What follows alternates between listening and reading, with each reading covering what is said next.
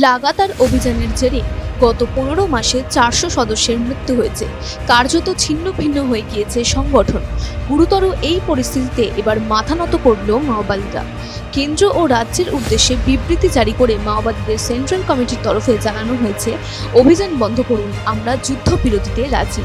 শুধু তাই নয়, অভিযান বন্ধ করলে কেন্দ্র ও রাজ্যের সঙ্গে শান্তি আলোচনায় বসতেও রাজি হয়েছে মাওবাদী সংগঠন।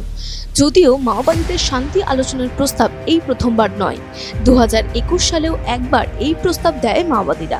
তবে তাতে এমন কিছু শর্ত দেওয়া হয়েছিল যা মানতে রাজি হয়নি ছত্তিশগড়ের তৎকালীন ভূপেশ বাঘেল সরকার। ছত্তিশগড়ে বিজেপি সরকার ক্ষমতায় আসার পর মাও বিরোধী অভিযান আরও গতি পেয়েছে।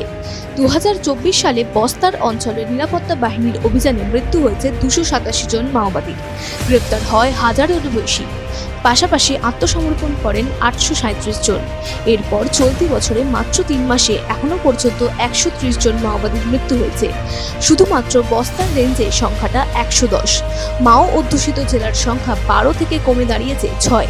কার্যত কোমর ভেঙে যাওয়ার পর এবার সরকারকে অভিযান বন্ধ করার আর্জি জানিয়ে শান্তি আলোচনার প্রস্তাব দিল মাওবাদীরা।